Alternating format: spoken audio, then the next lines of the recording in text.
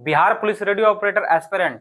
अगर आप केमिस्ट्री का प्रिपरेशन कर चुके हैं और सोच रहे हैं कि हम प्रैक्टिस सेट कहां से करें, तो साथियों ये वीडियो आपके आपके लिए ही बनाया गया है। जय हिंद साथियों, मैं बाले सब इंस्पेक्टर प्रियस रंजन, आपका दोस्त और होस्ट, आपके अपने यूट्यूब चैनल टेक्निकल खाके में आप लोग का स्वागत करता हूं। साथियों आज का वीडियो है किरण पब्लिकेशन का practice set number 4। Practice set number 3 तक हम लोग करा चुके हैं आपको, उसमें आप लोग का प्यार मिला है, ठीक ठाक प्यार मिला है। प्रैक्टिस सेट 4 लेके आए हैं। इसमें भाई देखिए, इसमें आपको जितना भी हम इंपॉर्टेंट थीम बताएं केमिस्ट्री के सोर्स ट्रेसिंग में, तो वो थीम से लगभग उसको टच किया गया है क्वेश्चन में। और भी बाकी किताब है जैसे रुक्मणी है और टेक्स्ट बुक है, तो रुक्मणी में बहुत ज्यादा आसान दिया हुआ है और टेक्स्ट बुक में बहुत ज्यादा हार्ड दिया हुआ है।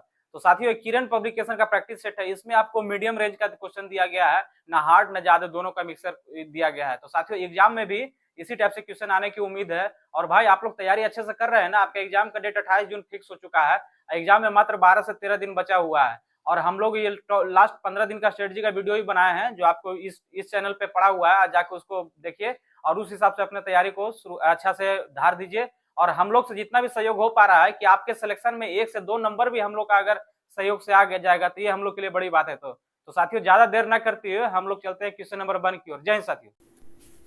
जय हिंद साथियों, एक बार फिर से आप सभी का आपके अपने यूट्यूब चैनल टेक्निकल खाकी में मैं आपका दोस्त और होस्ट प्रियस रंजन स्वागत करता हूं। साथियों आज का वीडियो हम लोग का केमिस्ट्री का ये प्रैक्टिस सेट नंबर 4 है किरण पब्लिकेशन का। हम लोग प्रैक्टिस सेट नंबर 3 तक हम लोग कर चुके हैं मित्रों। तो प्रैक्टिस सेट नंबर 4 है ये प्रैक्टिस सेट नंबर 4 है, 3 तक हम लोग कर चुके हैं और ये बाइलिंगुअल में आपको मिलेगा। और हाँ भाई, यहाँ पे आप लोग का रिस्पॉन्स उतना अच्छा नहीं आ रहा है, तो भाई आप लोग कमेंट, अपना स्कोर कमेंट क्यों नहीं कर रहे हैं भाई? इसको सोल्व कीजिए और अपना स्कोर कमेंट कीजिए। आप इधर उधर के टेस्ट के चक्कर में मत पड़िए। ये टेस्ट बहुत अच्छा टेस्ट है किरण पब्लिकेशन का, रुक्मिणी से भी अच्छा है। और ये आप बोलते हैं ना टेक्स्ट बुक पे हार्ड, बहुत हार्ड है। तो ये भाई एग्जाम के लिए है, एवरेज है, ना हार्ड है ना ईजी है। तो भाई आप लोग इसको कीजिए। और हाँ, आप लोग अंत में अपना कमेंट करके अपना स्कोर जरूर बताइएगा साथियों। चलिए क्वेश्चन नंबर 1 की ओर शुरू करते हैं हम लोग। चलिए पहला नंबर पढ़ते हैं। Which of the following gases has the lowest molar volume in liter per mole at 273.1 kelvin and 1 बार? तो देखिए भाई 273.15 केल्विन और 1 बार पर निम्नलिखित में से किस गैस का मोलर आयतन लीटर प्रति मोल में सबसे कम होगा? ठीक है, सबसे कम पूछ रहा है। ठीक है, तो ये जो होता है ना कंडीशन 273.15 केल्विन एंड 1 बार, ये क्या हो जाता है? ये किसका कंडीशन है? आइडियल गैस का, आइडियल गैस का कंडीशन है। ठीक है, तो इसमें सभी गैसों का आयतन, मोलर आयतन कितना होता है? 22.7 लीटर होता है, 22.4 लीटर होता है। ठीक है, 22.4 लीटर होता है। लेकिन रियल गैस इक्वेशन में रियल गैस आदर्श गैस जैसा व्यवहार नहीं करता है। तो इसमें क्या हो जाता है ना, देखिए इसमें जो CO2 मेरा ऑप्शन है CO2, तो CO2 में क्या है? CO2 एक भारी अणु है जिसमें वैंडरवाल फोर्स काम करता है। ठीक है, वैंडरवाल फोर्स काम करता है, इसके कारण ये इसके अणु एक दूसरे के आसपास आ जाते हैं और जिससे इसका वास्तविक मोलर आयतन हो जाता है अन्य गैस की तुलना में हल्का हो जाता है। भाई देखिए इसमें वैंडरवाल फोर्स कार्य करता है, इसी के कारण इसका आयतन सबसे कम हो जाता है। ठीक है, दूसरा नंबर पढ़ते हैं भाई। What will be the velocity of a wall of mass 0.4 kg moving with a velocity of 8 metre per second? 8 metre per second के वेग से गतिमान 0.4 kg द्रव्यमान की गेंद की तरंग दैर्घ्य क्या होगी? तो देखिए हम लोग क्या डी ब्रोगली इक्वेशन से हम लोग पढ़ेंगे लैम्डा बराबर h/mv। ठीक है, मास ये क्या हो जाएगा? वेलोसिटी। तो h क्या हो जाएगा? प्लैंक कांस्टेंट का वैल्यू कितना हो जाता है मेरा बताइए? 6.626 इंटू 10⁻⁻ कितना? -34 बटे एम कितना दिया हो? मास 0.4, वेलोसिटी कितना दिया हो? 8। जब इसको सोल्व करेंगे ना दोस्त, तो आपका आंसर आ जाएगा ये 2.071 इंटू 10⁻34। ठीक है, लैम्डा बराबर h/mv होता है। एच का मान दिया हुआ है का हम लोग को याद रहना है 6.626 इंटू 10⁻34। क्या प्लैंक कांस्टेंट का मान पता होना चाहिए। ठीक है, इससे ये बनेगा। चलिए भाई तीसरा नंबर, निम्नलिखित में से किस क्षेत्र का संबंध 10⁻10 हर्ट्ज से होती है? ठीक है, तो इसमें देखिए इस हिसाब से which of the following region is associated with a frequency of 10⁻10 hertz? तो देखो भाई रेडियो, माइक्रो, इंफ्रा, विजुअल। ठीक है, तो इसका मेरा आंसर हो जाएगा दोस्त, इसका मेरा आंसर हो जाएगा क्या, माइक्रोवेव। माइक्रोवेव का रेंज होता है 10⁹ से 10⁻11 हर्ट्ज। ठीक है, तो देखिए हमको और भी सबका जानना है। तो विजुअल का तो पता ही है आपको, स्पेक्ट्रम कितना, 4 × 10⁻4 से कितना, 7.5 × 10⁻14, 10⁻14 से 14 हर्ट्ज। ठीक है, और इंफ्रा का कितना हो जाता है भाई, 10⁻11 से 10⁻14। ठीक है, और रेडियो का कितना हो जाएगा, सबसे कम हो जाएगा 10⁻4 से 10⁻ कितना 9 हर्ट्ज।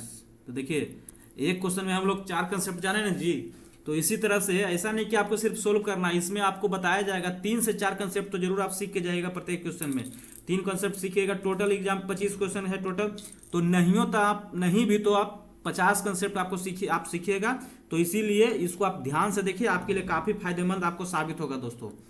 चलिए भाई 4 number, which of the following statement is incorrect. Incorrect देखिए, करेक्ट इनकरेक्ट आप इतना बार हम बोल चुके हैं कि आपको अभ्यास हो गया होगा ये चीज का।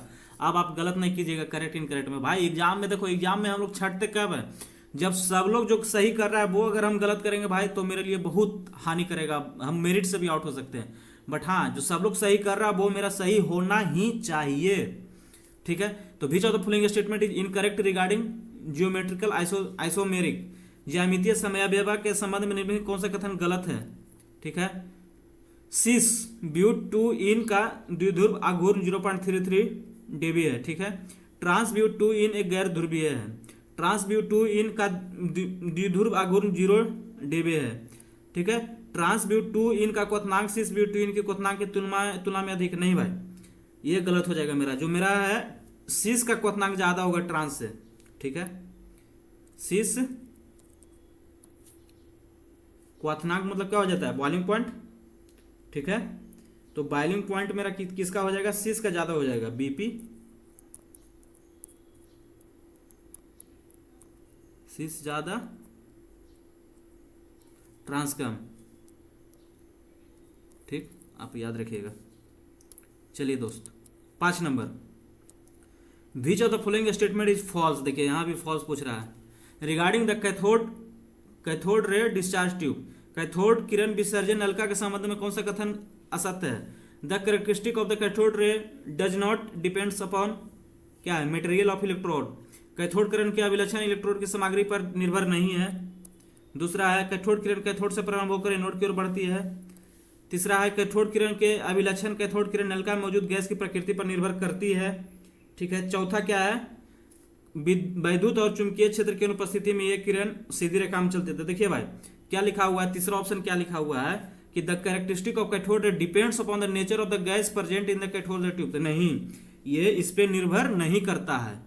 ठीक है, तो देखिए जे थॉमसन द्वारा क्या सिद्ध किया गया था कि कैथोड रे किरण वास्तव में इलेक्ट्रॉन के फ्लो है, इलेक्ट्रॉन का धारा है, और चूंकि इलेक्ट्रॉन सभी पदार्थों के सार्वभौमिक मूलभूत काम है। ठीक है, तो कैथोड किरण के गुण विसर्जन नलिका में भरी गैस की प्रकृति इलेक्ट्रोड के पदार्थ पर बिल्कुल मौजूद निर्भर नहीं करता है। ठीक है, यही इसका एक्सप्लेनेशन है भाई।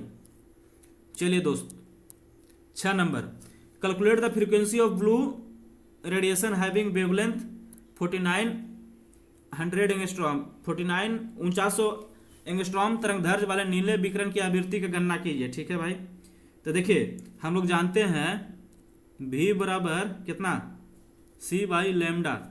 तो C कितना दिया हुआ है, दिया हुआ नहीं है। प्रकाश का वेग कितना होता है दोस्त, 3 × 10⁸, लैम्डा कितना दिया, 4900 एंगस्ट्रॉम, 10⁻⁻10। ठीक है, तो इसको सोल्व कीजिएगा आप लोग तो आपका आ जाएगा 6.122 × 10⁻14। ठीक है, देखिए हम लोग का 6 तक हो गया है। चलते हैं आगे क्वेश्चन नंबर 7 की ओर। ठीक है, 7 नंबर पढ़ते हैं। विच of the following elements has the largest metallic radius. ठीक है, लार्जेस्ट पूछ रहा है। निम्नलिखित में से किस तत्व का धात्विक त्रिज्या सबसे अधिक होती है, बेरिलियम, लिथियम, बोरॉन, अल्युमिनियम। तो देखिए हम लोग क्या जानते हैं कि किसी भी पीरियड में यानी आवर्त में बाएं से दाएं जाने पे क्या हो जाएगा, हमारी धात्विक त्रिज्या घटती है, बाएं से दाएं जाने में घटती है। तो सबसे पहले क्या हो जाता है, लिथियम, बेरिलियम, बोरॉन, ठीक है। तो ये तीनों को तो हम लोग जान जाएंगे।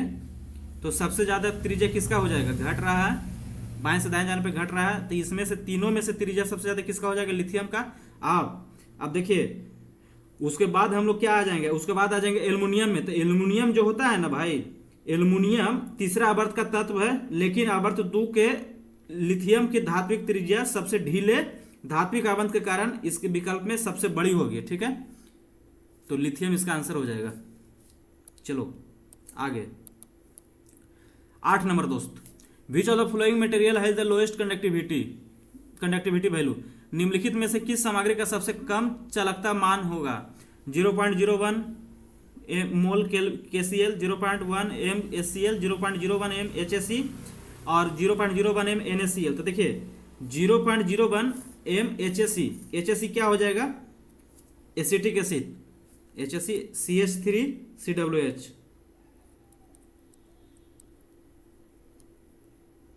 ठीक है, इसका हो जाएगा सबसे कम। ठीक, क्यों कम होगा, तो देखिए हम लोग जानते हैं कि वैद्युत अपघटन विलयन की कंडक्टिविटी क्या होता है, विलयन में उपस्थित मुक्त आयनों की संख्या पर निर्भर करता है। हाँ भाई करता है। तो जो HSE है, एसिटिक एसिड मेरा है, एक दुर्बल क्या है, वीक इलेक्ट्रोड है, जो जल में पूरी तरह आयनित नहीं होगा। तो आयनों की संख्या कम होने के कारण इसकी चालकता भी सबसे कम होती है, ठीक है। आयन की संख्या कम है इसमें, तो इसकी चालकता भी सबसे कम है। साथियों आप लोग को समझ में आ रहा होगा, आई होप। चलिए भाई हम लोग पढ़ते हैं 9 नंबर क्वेश्चन। देखिए 8 तक करा चुके हैं आप लोग, 8 तक का अपना स्कोर बताइए, आपका कितना स्कोर बन रहा है। हम लोग 9 नंबर पे हैं, 9 नंबर कर रहे हैं। विच of the following compound contain 4 benzene rings. निम्नलिखित में किस यौगिक में 4 बेंजीन वलय है, 1 2 बेंजपायरिन, 1 2 5 6 डाई बेंजेथ्रासिन, 3 मेथिल कोलोनेथ्रिन एंथ्रासिन। तो देखिए ये अगर आप जानते हैं तब आपसे बनेगा, नहीं जानते हैं तो इसको छोड़ने में भलाई है। बट हाँ मेरा एग्जाम में मोस्ट प्रोबेबल, आप लोग देखिए निगेटिव बार बार पूछते हैं ना कि भैया एग्जाम में निगेटिव रहेगा नहीं रहेगा। तो देखो भाई एडवर्टीजमेंट में, रेडियो ऑपरेटर के एडवर्टीजमेंट में कहीं से स्पष्ट नहीं लिखा हुआ है कि निगेटिव रहेगा, बट रेडियो ASI के एडवर्टीजमेंट में लिखा हुआ है कि 1/4 निगेटिव है, ठीक है। बट इसमें नहीं लिखा हुआ है। तो आपको मेरा एक सलाह है कि आप एग्जाम हॉल में जाइएगा, क्वेश्चन पेपर मिलेगा, उसमें देख लीजिएगा कि निगेटिव लिखा हुआ है कि नहीं। अगर नहीं रहेगा तब तो मारना ही मारना है। तो देखिए इसका आंसर हो जाएगा 1 2 5 6 डाई बेंजेथ्रासिन। तो देखिए ये क्या हो जाता है ना, इसमें क्या है कि इसका जो वलय है, ये इसमें 4 वलय रहते हैं, 4 बेंजीन वलय रहते हैं, ठीक है। यही इसका आंसर है। चलो भाई 10 number, how many moles of water molecule reacts with 3 moles of iron metal to form Fe3O4 and 4 moles of hydrogen. देखिए हमसे ये एक तरह से कहिए मतलब समीकरण को क्या संतुलन करने के लिए पूछ रहा है। जल के अणुओं के कितने मोल लव धातु के 3 मोल के साथ अभिक्रिया करके Fe3O4 और 4 मोल हाइड्रोजन अणु बनाते हैं। तो ठीक है, क्या है, किससे अभिक्रिया कर रहा है भाई, Fe से अभिक्रिया करवा रहे हैं। किसको, क्या चीज, जल के अणुओं के कितने मोल, ठीक है, जल के अणुओं के कितने मोल है भाई, H2O, ठीक है। तो क्या बना दे रहा है हमारा, Fe3O4 प्लस 4 मोल हाइड्रोजन। इसमें मेरा क्या पूछ रहा है, जल के अणु पूछ रहा है, इसमें यहाँ पे क्या भराएगा ये पूछ रहा है मेरा, ठीक है। तो देखिए समीकरण को सॉल्यूशन कीजिए। तो क्या Fe इधर है, इधर Fe3 है, तो इधर तो 3Fe आएगा ही आएगा, तो 3Fe आ गया। और इधर देखिए H2, इधर कितना H2 है, 8 H2 है, तो यहाँ पे कितना करेंगे, 4 करेंगे, 4 करेंगे, और 4 हाइड्रोजन, 4 ऑक्सीजन, तो 4 ऑक्सीजन, ये तो यहाँ पे 4 हो जाएगा। तो देखिए भाई ये कुछ नहीं करना है, ये सिंपल जैसे जैसे बोल रहा है आपको कर दीजिए, आपका आंसर आ जाएगा भाई। चलिए दोस्त 11 number, when propyne reacts with क्या है, palladium in the presence of carbon which major product is form, ठीक है। क्या होगा ना इसमें, जब क्या है, कार्बन की उपस्थिति में पैलेडियम से ये करता है, अभिक्रिया करता है। तो देखिए भाई जब प्रोपाइन का क्या सूत्र होता है, यह देखिए यह किस टाइप का अभिक्रिया पता है, लिंडलर कैटलिस्ट है, Lindlar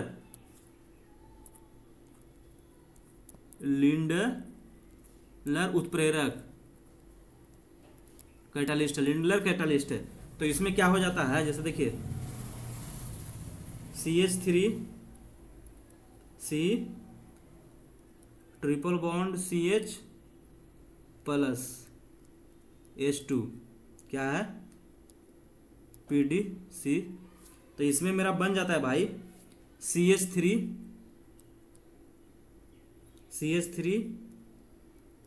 CH double bond CH2 बन जाता है। ठीक है, मेरा आउटपुट ये बना, प्रोपेन हो जाता है, प्रोपीन। ठीक है, ऑप्शन नंबर 1 प्रोपीन बन जाता है। ठीक, ये आप जानिएगा तो बनेगा, नहीं जानिएगा तो भाई दिक्कत है। चलिए दोस्त, 12 number, which of the following ascending order, ascending order मतलब छोटा से बड़ा। ठीक है, ascending order is correct, correct पूछ रहा है regarding the solubility product constant eight 298 kelvin, 298 kelvin पर विलेयता उत्पाद स्थिरांक के संबंध में निम्नलिखित में कौन सा आरोही क्रम सही है? Hg2I2, Hg2Br2, Hg2Cl2, Hg2SO4। तो देखिए Hg सब में है, तो ठीक है। तो इसमें हम लोग क्या पढ़ेंगे, देखिए हम लोग मर्क्यूरस हैलाइड, ये मर्क्यूरस हैलाइड का है, मर्क्यूरस हैलाइड श्रेणी का है ना जी, ये तीनों मर्क्यूरस हैलाइड श्रेणी का है, जो ये वाला है आयोडीन, ब्रोमीन, क्लोरीन। तो मर्क्यूरस हैलाइड श्रेणी की विलेयता जो है समूह में नीचे जाने पे घटती है, नीचे जाने पे हमारी विलेयता क्या होती है भाई, घटती है। तो हमारी विलेयता नीचे जाने पे घटती है, यानी सबसे ज्यादा विलेयता किसका होगा, फ्लोरीन का, क्लोरीन का, ब्रोमीन का, फिर आयोडीन का। तो Hg2 सब में लगा दीजिए। ठीक है, तो देखिए इसमें हम लोग निकाल लीजिएगा। देखिए आपको यहाँ पे वो कर देते हैं, हम रिमूव कर देते हैं यहाँ से, इसको सब रिमूव हो जाएगा। ठीक है, कोई दिक्कत नहीं है, फिर से देख लेंगे हम लोग। देखिए मर्क्यूरस हैलाइड में नीचे आने पे क्या हो जाता है, विलेयता घटती है। तो सबसे ज्यादा विलेयता क्या चीज किसका हो जाएगा, फ्लोरीन का, फ्लोरीन, क्लोरीन, ब्रोमीन, आयोडीन का, इतना इसका हो जाएगा। ठीक है, तो Hg2 है। तो देखिए इसमें ऑप्शन हम लोग देख लेते हैं कौन सा सबसे, यानी आरोही क्रम में पूछ रहा है, यानी छोटा से बड़ा। तो I2 फिर Br2 फिर Cl2, यही ऑप्शन लग रहा है हमको, एक ही ऑप्शन है। अब देखिए आप पूछिएगा कि भाई SO4 का क्या होता है, तो देखो हमको अगर आंसर मिल ही गया तो हमें आगे बढ़ने की क्या जरूरत है। बट हाँ, यहाँ पे हम लोग सीख रहे हैं। तो देखिए हम लोग का जो आंसर होगा, इसका एक्सप्लेनेशन क्या है कि मर्क्यूरियस आयोडाइड का, ठीक है, और सल्फेट लवणों की विलेयता हैलाइड से भी ज्यादा होती है। जो सल्फेट लवण है ना, हैलाइड से भी ज्यादा होती है। तो इसीलिए सबसे ज्यादा विलेयता में SO4 सल्फेट लवण है, तो इसीलिए इसका आंसर हो जाएगा ऑप्शन नंबर 1। चलो भाई 13 नंबर पढ़ते हैं दोस्त। When nitrogen reacts with hot calcium, what will be the form? Nitrogen जब तप्त कैल्शियम से क्रिया करता है तो क्या बनेगा? ठीक है, option calcium nitrate, calcium nitride, calcium oxide, calcium chloride. तो देखिए क्या चीज बोल रहा है, तप्त कैल्शियम Ca प्लस N2 अभिक्रिया हमसे कर रहा है Ca3N2। ठीक है, ये तो देखिए इधर लगा देंगे हम 3। तो देखिए Ca3N2 किसका सूत्र होता है भाई, कैल्शियम नाइट्राइड का होता है। ऑप्शन नंबर 2 इसका आंसर है। देखिए सिंपल है, हम लोग कर देंगे इसमें क्या, नाइट्रोजन N2 तप्त कैल्शियम से अभिक्रिया करता है तो Ca3N2 बनाता है, कैल्शियम नाइट्राइड बनाता है भाई। चलिए 13 तक हो गया। अब हम लोग चलेंगे 14 नंबर पे।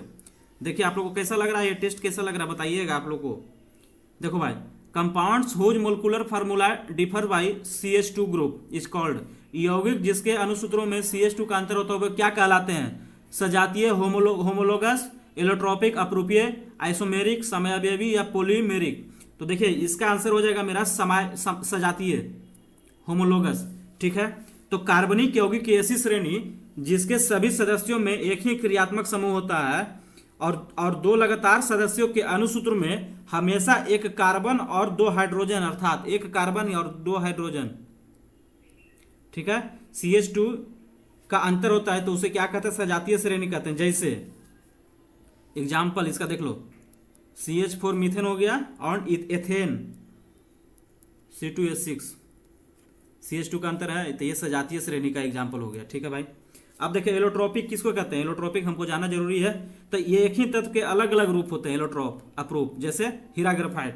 ठीक है। समअवयवी आइसोमेरिक, तो इसके अणुसूत्र बिल्कुल समान होते हैं, अणुसूत्र समान होता है, अणुसूत्र समान। इसमें देखिए मेरा राइटिंग पे मत जाइए, मेरी आवाज़ पे जाइए, हम जो बोल रहे हैं उसको आप लोग नोट कीजिए। राइटिंग देखिएगा तो थोड़ा सा दिक्कत होगा भाई, क्योंकि अभी तक हम पेन के साथ कंफर्टेबल नहीं हुए हैं। पॉलीमेरिक, तो ये उच्च अनुभार वाले माइक्रो अणु होते हैं जो सरल इकाइयों से जुड़ने से बनते हैं। ठीक है भाई। इसका आंसर है मेरा होमोलोगस सजातीय। चलिए 15 नंबर आसान question. The combustion of 1 gram atom of carbon, 1 gram atom of carbon पूछ रहा है, produce 94300 calorie of heats. The calorific value of carbon will be, carbon के 1 ग्राम परमाणु के दहन से 94,300 कैलोरी उस ताप उत्पन्न होता है। कार्बन का उसमें मान पूछ रहा है, आंसर पूछ रहा है 94300 कैलोरी, 9430 कैलोरी, 100 कैलोरी, 7858 कैलोरी। ठीक है। तो देखिए हम लोग क्या जानते हैं, उसमें मान कैलोरीफिक वैल्यू का क्या मतलब परिभाषा होता है कि एक ईंधन के पूर्ण दहन से उत्पन्न होने वाली ऊष्मा की मात्रा। ठीक है। तो कार्बन के 1 ग्राम परमाणु में कितना होता है, 12 कार्बन होता है ना जी। ठीक है। तो देखिए 12 कार्बन से कितना ईंधन प्राप्त होता है, इतना, तो 1 कार्बन से कितना हो जाएगा 94300 बटे 12 कितना हो जाएगा मेरा 78-58.5। ठीक है। सिंपल है भाई। देखो एक बार फिर से जान लेते हैं हम इसको। जो मेरा ऊष्मीय मान कैलोरीफिक वैल्यू का परिभाषा होता है कि एक ईंधन के पूर्ण दहन से उत्पन्न होने वाली ऊष्मा की मात्रा। ठीक है। तो कार्बन के 1 परमाणु में कितना होता है, 1 ग्राम परमाणु में 12 कार्बन होता है, तो 12 कार्बन से कितना ईंधन प्राप्त ये उत्सर्जित हो रहा है 94300, तो 1 से कितना हो जाएगा 94300 बटे 12 आंसर। चलो भाई 15 तक मेरा हो गया है, यहां तक कोई डाउट है तो बोलो। 16 नंबर हम पढ़ रहे हैं भाई। Which catalyst is used to make red phosphorus from white phosphorus, श्वेत फास्फोरस से लाल फास्फोरस बनाने में कौन सा उत्प्रेरक का उपयोग होता है, प्लेटिनम, Cu2Cl2, निकेल, आयोडीन। तो भाई इसका सिंपल है, थ्योरी है, आप जब पढ़िएगा तो इसका आंसर हो जाएगा मेरा क्या आयोडीन। ठीक है। तो जब श्वेत फास्फोरस को वायु की अनुपस्थिति में, उपस्थिति में नहीं भाई, अनुपस्थिति में लगभग 573 डिग्री केल्विन तापमान पे आयोडीन या कार्बन सल्फाइड रहेगा तो वो भी आंसर होगा। ठीक है। कार्बन सल्फाइड उत्प्रेरक की उपस्थिति में कई दिनों तक गर्म किया जाता है तो यह अधिक अस्थायी बहुलक संरचना वाले लाल फास्फोरस में परिवर्तित हो जाता है। ठीक है। ऑक्सीजन की अनुपस्थिति में। ठीक। अब प्लेटिनम और निकेल क्या है, प्लेटिनम और निकेल मेरा कौन सा हाइड्रोजनीकरण का उत्प्रेरक है। ठीक है। Cu2Cl2 इसका उपयोग सैंडमेयर के संश्लेषण में होता है। ठीक है। चलिए अगला नंबर 17 नंबर भाई। The molecular formula of the chloride of a metal M is MCl2। The molecular formula of its carbonate will be, धातु M के क्लोराइड का अणुसूत्र MCl2 है तो इसके कार्बोनेट का अणुसूत्र क्या होगा MCO3, M2CO3 whole thrice, M3CO3, MCO3 whole 2। तो देखिए जो मेरा क्लोराइड का सूत्र है MCl2, इससे क्या हो जाएगा कि MCl2 से मेरा मेटल का संयोजकता पता हो जाएगा ना भाई। देखिए MCl2 है तो इसे मेरा M का संयोजकता +2, क्योंकि क्लोरीन का -1 होता है तो -1 गुने 2 -2, तो बैलेंस करने के लिए +2। ठीक है। इतना हमको पता हो गया, इसका संयोजकता +2 है। तो जो मेरा कार्बोनेट आयन का संयोजकता भी -2 होती है। ठीक है। तो जब +2 और -2 वाला मिलेगा तो क्या बन जाएगा, जब +2 संयोजकता वाला धातु M2+ और कार्बोनेट CO2, देखिए कार्बोनेट का क्या होता है भाई CO3 2-। ठीक है। ये जब मिलेगा तो ये क्या सरलीकरण के बाद MCO3 बन जाएगा। ठीक है। आगे 18 नंबर, अच्छा क्वेश्चन था ये।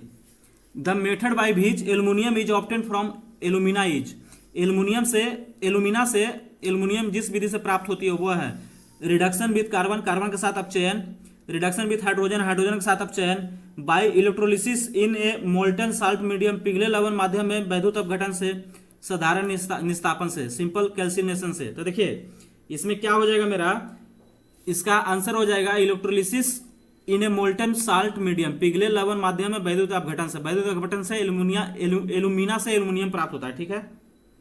चलो भाई आगे 19 नंबर। हाँ, मीथेन गैस का अणुसूत्र क्या है? CH4। सिंपल है। तो आप ये बता दो भाई कि मीथेन किसका, मतलब कौन सा श्रेणी का ये समूह का है? तो एल्केन का है। तो एल्केन का क्या सूत्र होता है? CnH2n+2। एल्कीन का क्या हो जाएगा? CnH2n। एल्काइन का क्या हो जाएगा? CnH2n-2। ठीक है, तो मीथेन एल्केन का है। ठीक है, CH4। और ये बताओ C2H6 किसका है भाई? एथेन का सूत्र है। और C3H7 ऐसा कुछ नहीं है। और C2H2 एथीन। C2H2 ethene. चलो भाई 20 नंबर भाई, right the IUPAC name of H3C111C CH3। इसका IUPAC नेम क्या है? तो देखिए, अगर हम लोग इसमें जानेंगे तब बनेगा, नहीं जानेंगे तो फिर कहानी खत्म है इसमें। 2 ब्यूटीन 2 ब्यूटेन 2 ब्यूटाइन। तो देखो इसका आंसर हो जाएगा मेरा 2 ब्यूटाइन 2 ब्यूटेन, सॉरी, एक मिनट, एक ना 2 ब्यूटाइन इसका आंसर है दोस्त। 2 ब्यूटाइन इसका आंसर है। ठीक है, जो ट्रिपल बॉन्ड होता है ना एल्काइन, ट्रिपल बॉन्ड जो हो गया एल्काइन का हो गया। ठीक है, एल्काइन तो ब्यूटाइन। ठीक, इसलिए इसका आंसर 2 ब्यूटाइन है।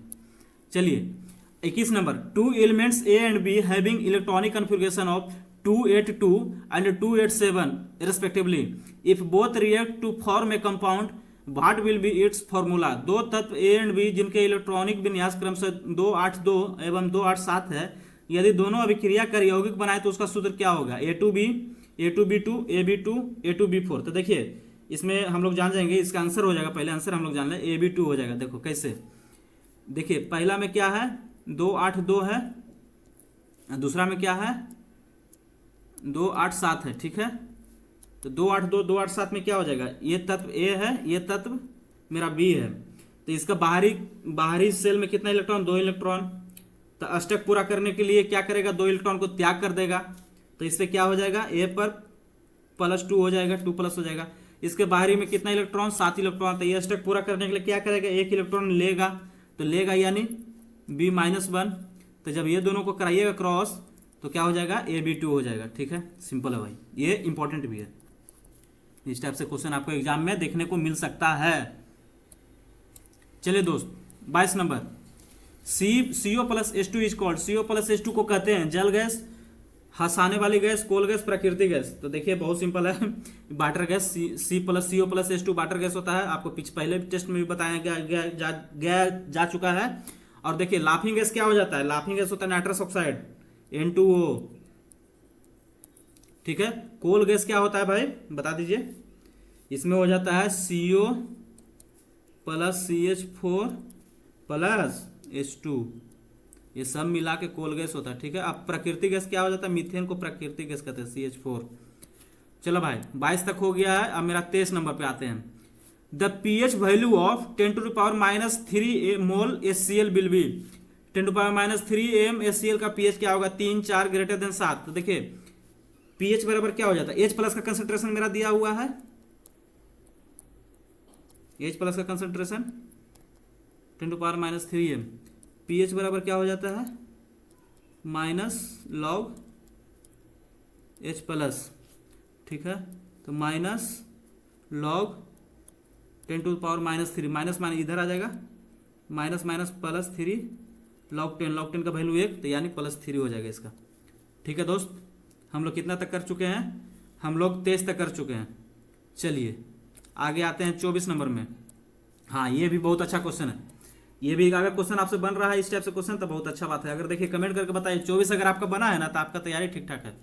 The molecular weight of A compound is 30 grams, it contains 80% carbon and 20% hydrogen. ठीक है, the molecular formula of the compound will be, एक यौगिक का अणुभार 30 ग्राम है, इसमें से 80% कार्बन है तथा 20% हाइड्रोजन है। यौगिक का अणुसूत्र क्या होगा? CH4 C3H7 C2H4 C2H6। तो देखिए हम लोग ऑप्शन से चलते हैं, ऑप्शन लेते हैं हम, अपना जो आंसर है वही ऑप्शन पे लेते हैं। C2H6 है। ठीक है, तो C2H6 का अणुभार कितना हो जाएगा? कैसे? सबसे पहले देखिए ये तो मैं हम आंसर निकाल लिए हैं, आपको देखना है अणुभार पहले पूछ रहा था। ठीक है, चारों का अणुभार निकाल लीजिए। CH4 का अणुभार कितना हो जाएगा? C का 12, H4 का 4, 16 नहीं होगा। C3H7 का कितना होगा? C3H7 C मैंने 12, 12 36 ज़्यादा हो गया। ठीक है, गलत हो गया। C2H2 12 दूनी 24 और 4 28, ये भी नहीं हो गया तो ये ऐसे ही हो गया। देख लीजिए, फिर भी देख लीजिए, C2 12 प्लस ये 6 कितना हो जाएगा, 12 दूनी 24, 24 प्लस 6 30, 30 मेरा आ गया।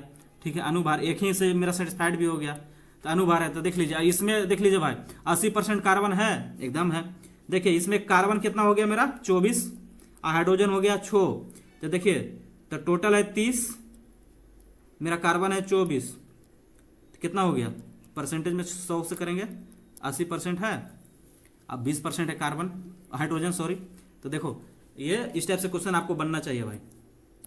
लास्ट क्वेश्चन इस सेट का। तो दोस्तों अगर इस सेट में आप लोग क्वेश्चन नंबर 25 तक आ चुके हैं तो भाई आपको वीडियो यहाँ आपको अच्छा लगा होगा। तो दोस्तों अगर आपको वीडियो अच्छा लगा है तो आप इस वीडियो को लाइक कीजिए, कमेंट कीजिए और अपना स्कोर बताइए कितना आपका स्कोर आ रहा है। और हाँ, इस चैनल को भाई सब्सक्राइब कर दीजिए, सब्सक्राइब करने में कोई पैसा नहीं लगता है। और हाँ, जो भी आपके साथी जो रेडियो ऑपरेटर की तैयारी कर रहे हैं उनको तक अगर ये वीडियो नहीं पहुंच रहा है तो कृपया करके उनको तक इस वीडियो पहुंचा दीजिए। और आप लोग का जो सबमिशन है, सजेशन है, वो मोस्ट वेलकम है। हमारी टीम उस पर वर्क करेगी और आपका सजेशन को हम लोग टॉप प्रायोरिटी पे रखेंगे। आगे जितने भी हम लोग से आपके लिए कर सकेंगे उतना हम लोग करने की कोशिश करेंगे भाई। चलिए लास्ट क्वेश्चन भाई। Calculate the mass of KClO3 required to obtain 24 gram O2। के का दिया हुआ है 39 होता है, दिया हुआ है Cl का 35 होता है, दिया हुआ O का 16 है। 24 ग्राम ऑक्सीजन प्राप्त करने के लिए KClO3 के द्रव्यमान की गणना कीजिए। ठीक है, ऑप्शन दिया हुआ है तो हम लोग जान जाते हैं यहाँ पे। देखिए क्या 2 KClO3 क्या बनता है 2 KCl प्लस 3O2। ठीक है, तो KClO3 का क्या हो जाएगा, मोलर मास कितना हो जाएगा, KClO3 का कितना हो जाएगा, इसमें हम करेंगे तो K का 39, Cl का 35.5 और 3O3 यानी 1648, तो ये हो जाएगा मेरा कितना 122.5। यहाँ पे 2 है तो 2 से गुना कर देंगे तो मेरा टोटल हो जाएगा कितना 245 ग्राम। ठीक है, इधर कितना 3O2 है तो O2 का 16 क्या O2 का 32, 3 गुने 32 96। तो हम एक एक नियम लगा सकते हैं भाई। एक एक नियम कैसे लगाएंगे दोस्त, 96 ग्राम O2 से कितना मिलता है 245 ग्राम KClO3 मिल रहा है। तो 1 ग्राम से कितना हो जाएगा 245/96, तो कितना 24 ग्राम पूछ रहा है हमसे, तो 24 से गुना कर देंगे तो 24 और 96 यानी कितना हो जाएगा मेरा आंसर 245/4 यानी 61.25, 61.25 मेरा आंसर हो जाएगा भाई। तो देखिए 61.25 मेरा आंसर है।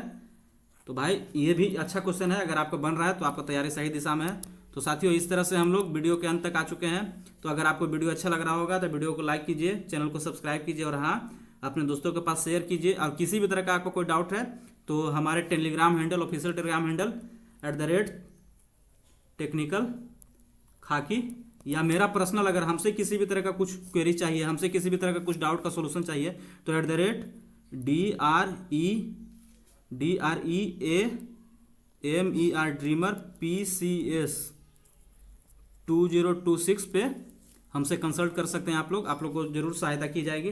तब तक साथियों खूब पढ़िए, खूब तरक्की कीजिए और अपने माता पिता का ख्याल रखिए। और जल्द ही आप लोग से मिलेंगे दोस्तों नेक्स्ट वीडियो में। तब तक के लिए जय हिंद।